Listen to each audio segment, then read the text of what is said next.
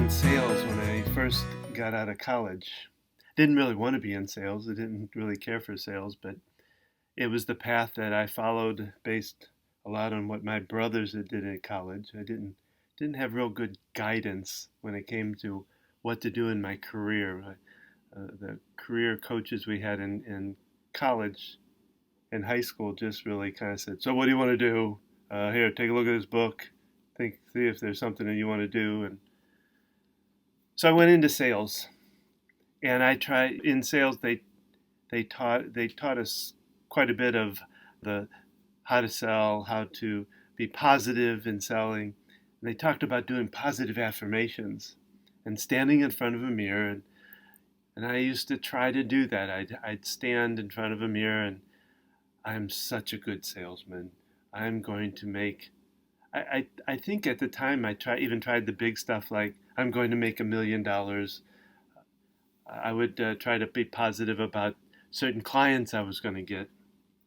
And I realized what I termed as my little munchkin on the shoulder was really my sabotage.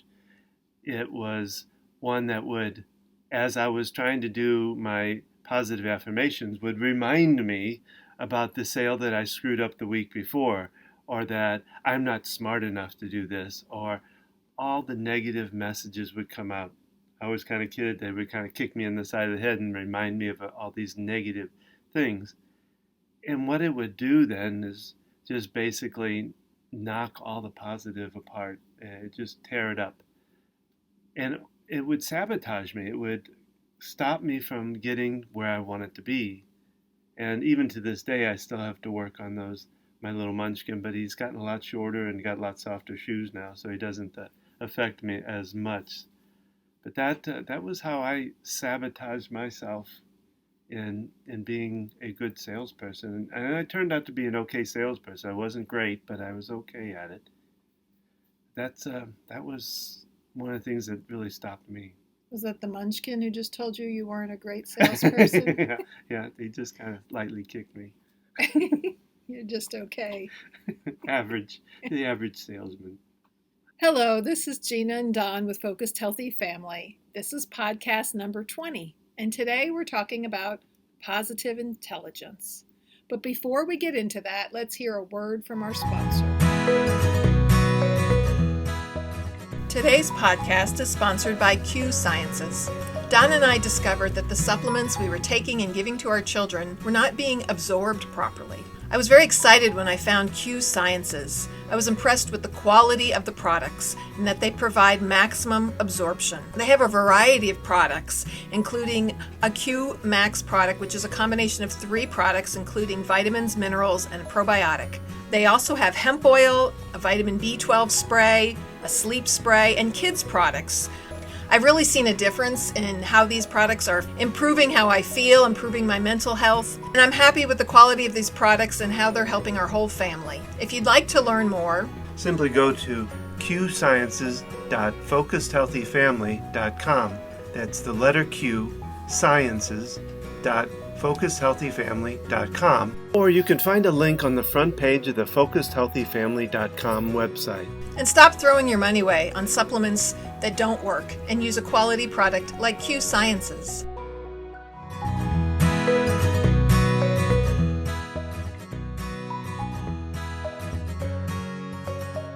And we are back. And so, Gina, you went through this whole program of positive intelligence. I'm still going through it. I'm in week 4 or 5 of the program. And so a good friend of mine, a group of women, we had actually done a Restart food program.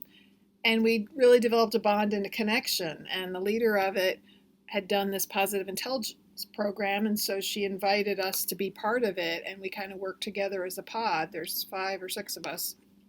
And so I wanted to share this information with Don and with all of you. So I thought, let's do this together. So Shirzad Chamine is the author and creator of the Positive Intelligence Program. And from his website, which you can find at positiveintelligence.com, he says, your mind can be your best friend, but it can also be your worst enemy. And I think we've all heard that before, and our mind, it's constantly sabotaging us from our potential and our performance, like you talked about in your example, Don. And there's a lot of research that goes into this program. And I love the research component of it. He talks about the sage brain and the saboteur brain. And essentially, the sage brain, it's your middle prefrontal cortex. They actually did MRI imaging of the brain, and there's a lot of research behind this. It's the part of your brain that deals with creativity in the big picture, and it produces positive emotions. And the saboteur part of your brain, sometimes it's called our ego brain. It's the negative messages. It's our survival region. So our brainstem, our limbic system. And it produces stress, anxiety, self-doubt, anger, shame, guilt, frustration. Now, the survival region can be very important to us. It used to be very important in the stages of early man when we were surviving. But it can be real helpful for a second. He gives this example. If you put your hand on a hot stove, you have that immediate reaction to remove your hand, right? So it's helpful for a second. Yet if you leave your hand on the hot stove, it's no longer helpful. And then it becomes dinner. That's what we do when we sabotage ourselves. Yeah. We're leaving our hand on the hot stove.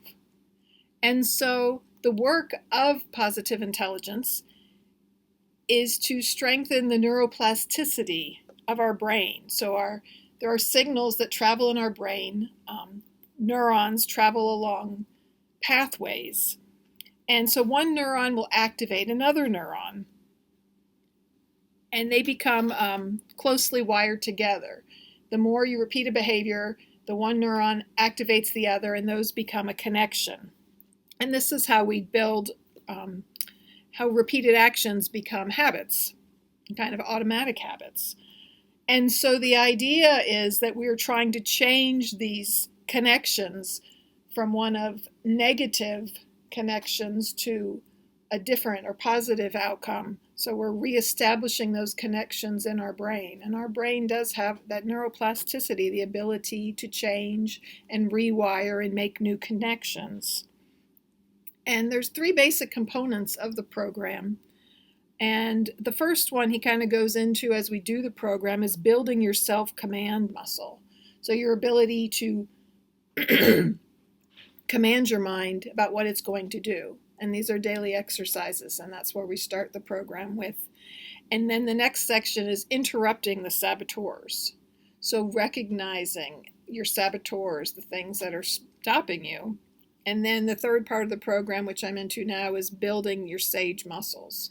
And there's different components of the sage. But today I wanted to go into more detail about our saboteurs.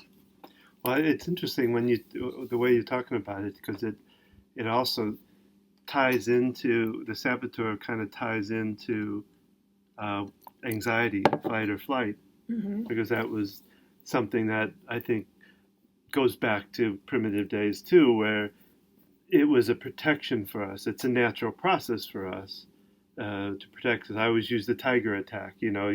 We had to figure out whether we were going to fight it, run or flight from it.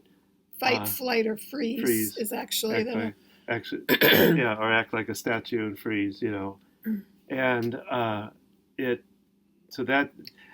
the brainstem. That's the survival part of our brain that's meant to keep us alive. Just like if you touch a hot stove, your reaction is to withdraw, pull away. So the saboteur is kind of like helps me, because when I'm talking to clients and we're talking about the fight or flight, I talk about the fact that it goes too far, or the anxiety is natural, but there's a certain point where the cup overflows, in other words, of anxiety. And sounds to me like it ties very much into saboteur. Yeah, exactly. That when it gets to that overflow, your body can only take so much of it, and when it I just thought there's some clarity there for me that what the saboteur is about then. Right, and he talks about we develop these saboteurs as a child as a way of surviving. He gives an example of if you grow up in an abusive household, the child doesn't want to think there's something wrong with their parents, so they blame it on themselves. And that the saboteurs develop as a way of surviving, and they serve a function for you when you're a child. But then when you become an adult, you no longer need that anymore, and yet you've developed these saboteurs that are taking charge of your brain and stopping you from doing the things you want to do. This is really, I didn't go through this, so I'm kind of learning as you talk here, but it continues to amaze me that I've been talking about this for some time with my clients, because I talk about the sponge years, and exactly what you just said was that they take this stuff in and see the authorities or parents or even sometimes ministers or whatever as the authority, and that they're supposed to be teaching us the right stuff. And if it doesn't feel right to us, we don't put it on the parents, we put it on ourselves. Because and it's sort of a survival mechanism, because if you're growing up and you say, oh, my parents, there's a problem with them, that you don't feel safe, right? You feel safe that your parents. And so for those of us who grew up in a more typical household, we had that security of feeling safe, that everything was going to be okay with our parents. And so even when there's abusive situations, the kids still grow up with that. That's still their call to be with their parents. And so it's kind of deeply rooted in us. So I wanted to go into a little bit more, excuse me, the saboteur brain.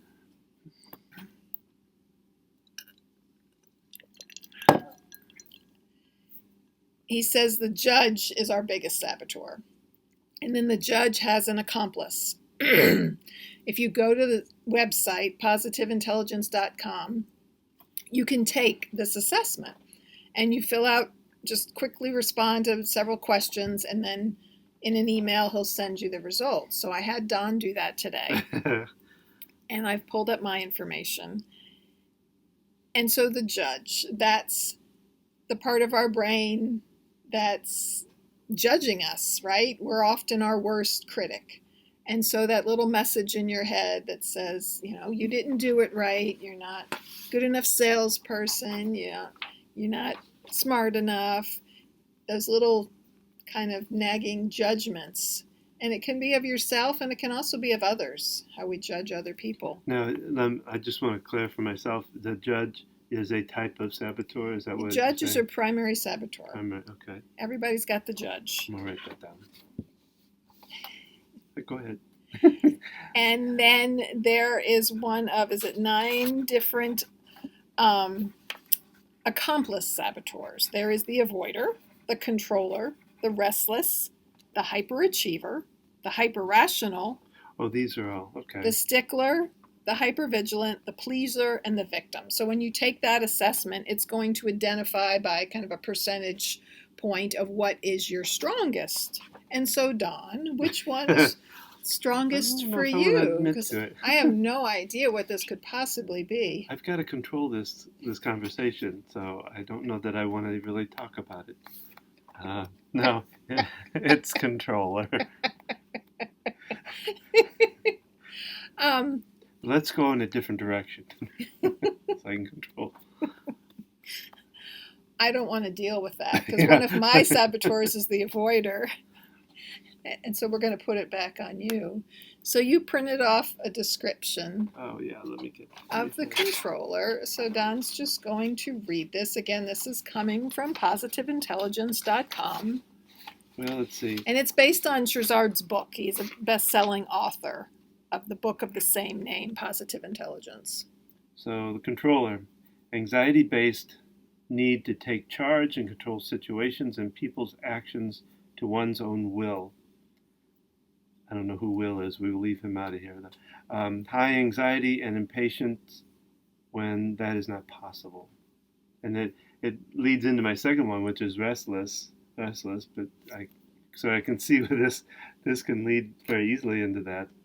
But the characteristics of a controller: strong energy and need to control and take charge, connect with others through competition, challenge, physicality, conflict, rather than softer emotions. I don't know if I agree with that one. But willful, confrontational, straight talker, push people beyond comfort zones.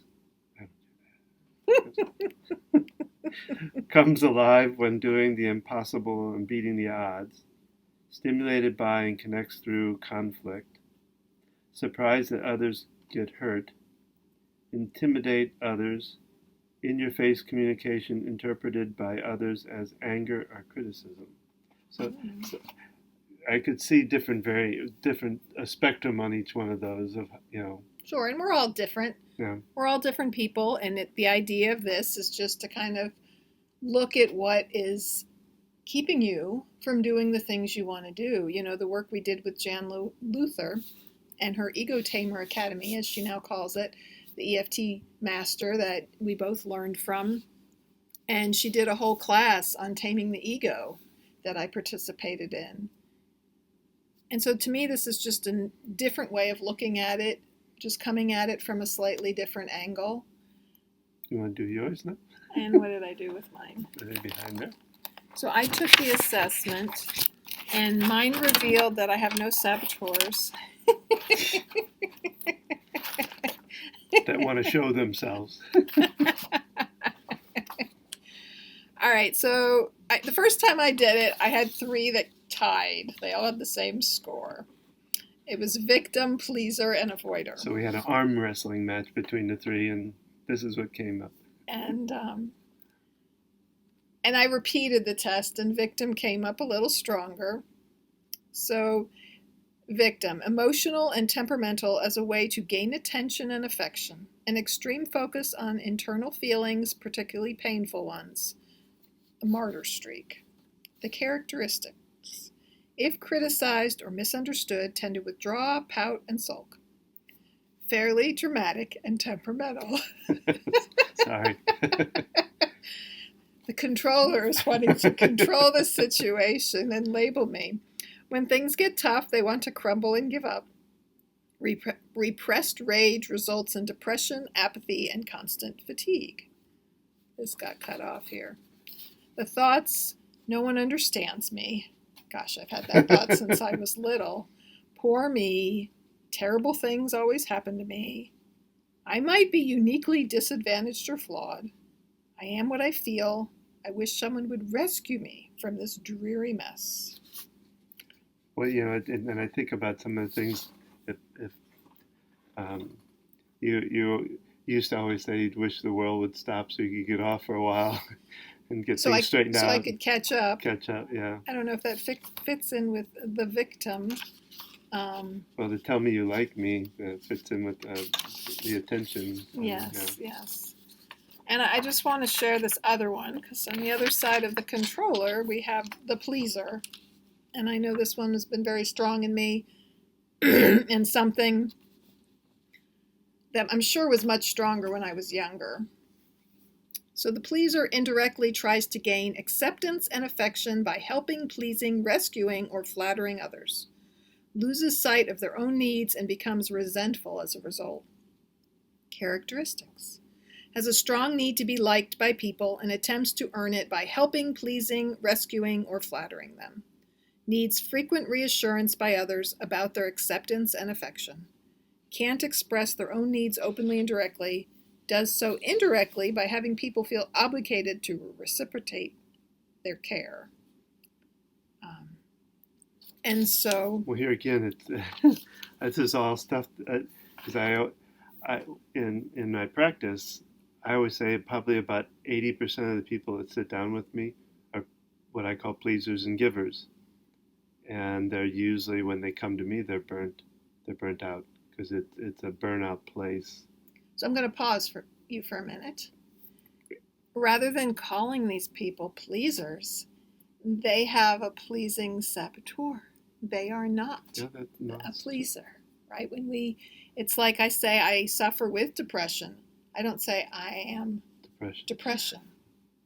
I feel strongly about that when people say I'm so OCD. It's like, no, you're not a disorder. Yeah.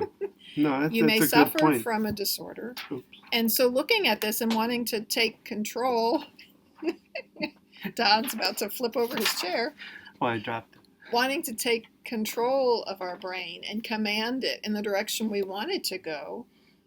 We need, and that's why I think this program, part of what is so helpful is that we're labeling these messages. Mm-hmm. And Shirzad, he's really funny when he talks about things, kind of unintentionally funny, but he'll say things like when you want to recognize the judge or one of your saboteurs, you say, oh, there you are, judge.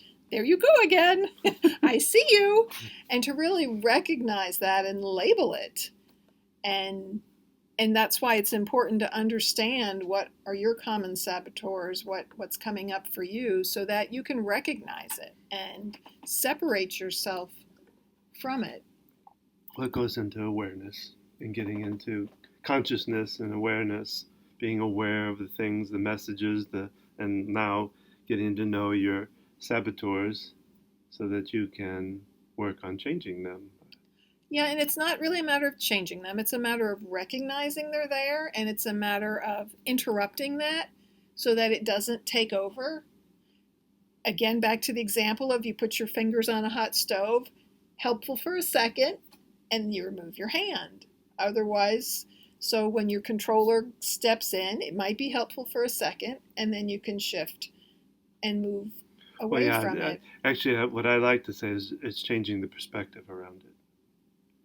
Not wiping it out, but changing the perspective, because then you can lessen its control of you. Use control. And so the beginning of this program, he really focuses on what he calls the self-command muscle. And the way we build that, he calls doing PQ reps. It's exercising the muscles of your brain. And they're very simple. I love these exercises because we were talking the other day when we interviewed someone about mindfulness and clearing the mind and how, sit and meditate and think of nothing. Like, how do you do that? How do you think of nothing? So this is a very simple tool that you focus on something for 10 seconds and you clear your mind of thoughts about it, judgments. You just focus on it. And so I will teach you the simplest one. You take 2 fingers and you rub the tips gently together just so that you feel the ridges.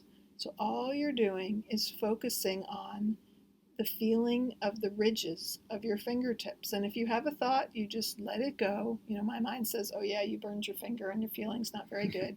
And you just let that go and you focus again on the ridges and the feeling of the fingers.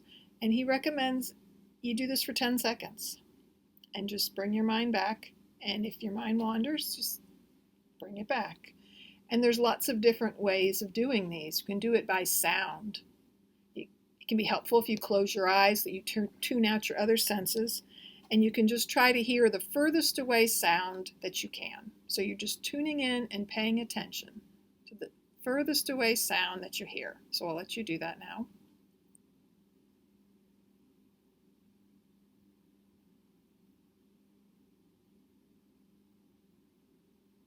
And then focus on the closest sound that you can hear.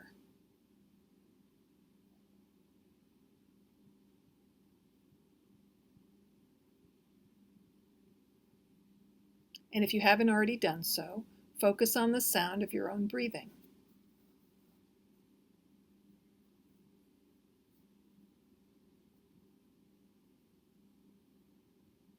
And so you've just done some PQ reps. And so it's building up this self-command. You're telling your mind what to focus on. You're taking charge of it. And so the first week of this course is learning the material, listening to his book. When you enroll in the program, you get this app, and there's weekly videos to listen to, and then there's daily practices that you do. There's the gym part of the app. I was going to pull it up and talk through it to Don here. And the fun part about the gym is it gives you different types of PQ reps. There's tactile, tense and relax, moving, sitting, labeling with anchor. So when you do these, or if you do them on your own, there's a plus button and you can add them in. Like we just did some. So I'll add in 2 reps. All right. And then you go back to your, and it gives you a charge meter. And we went to do an in-person talk, a month or so ago, more than a month ago. Don and I hadn't done that since pre-pandemic. Well, we did meet with the moms group. On the lawn out front of their house. On the lawn in the summer, probably at 2020 or 2021? So other than that, we hadn't really done anything like this.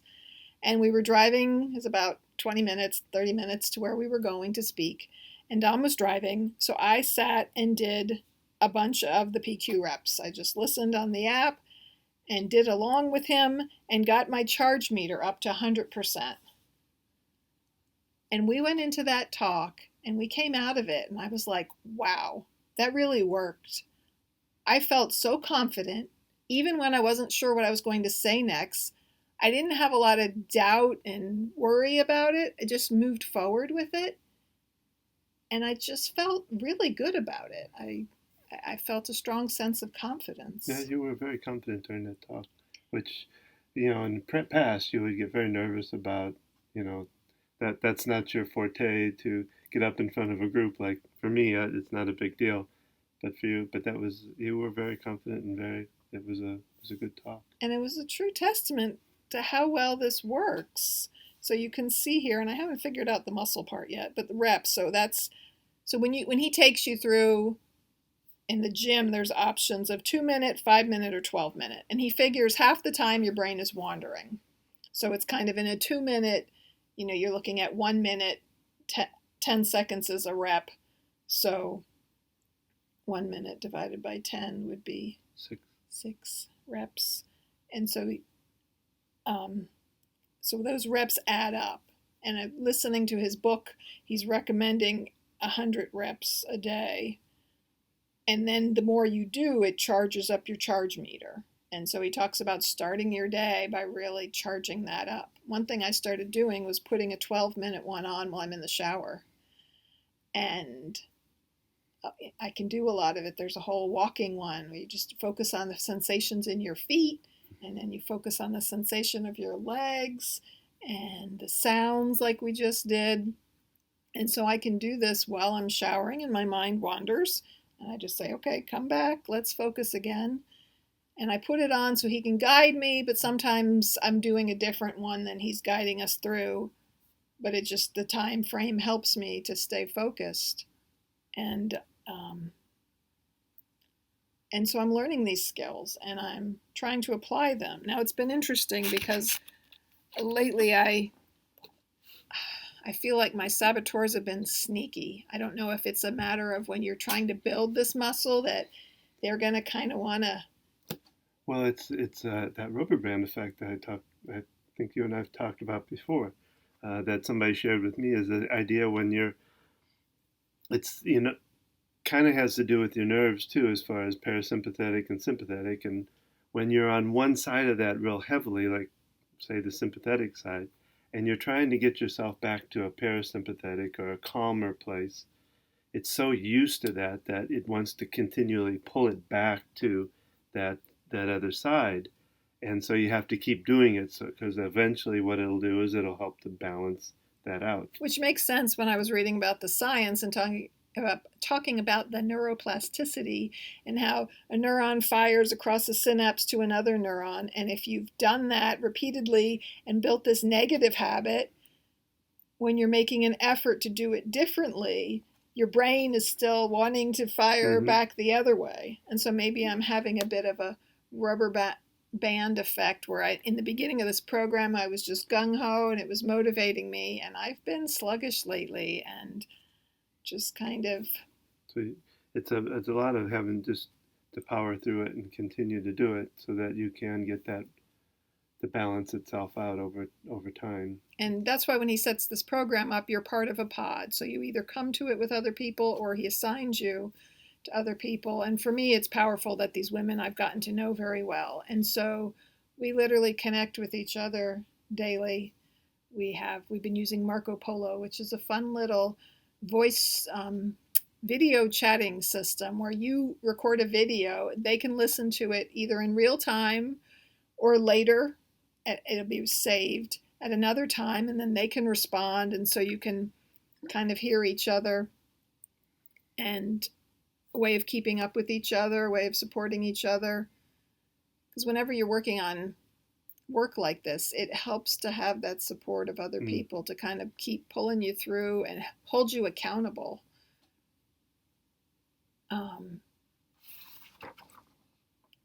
So if you want to learn more, like I said, it's positiveintelligence.com. I'm in the middle of the program, and I think it's just another great tool. We'll put the information and the links, the description up there. So that's our podcast for today. We hope you have enjoyed it. We would love to hear from you. Make sure to leave us a comment if you like what you've heard today, and you can learn more about our parent coaching program, or you can learn more about the workshops we do at www.focusedhealthyfamily.com, or follow us on Facebook at Focused Healthy Family. You can follow me on Instagram, Gina at Focused Healthy Family. And remember, how you speak to your children shapes their future.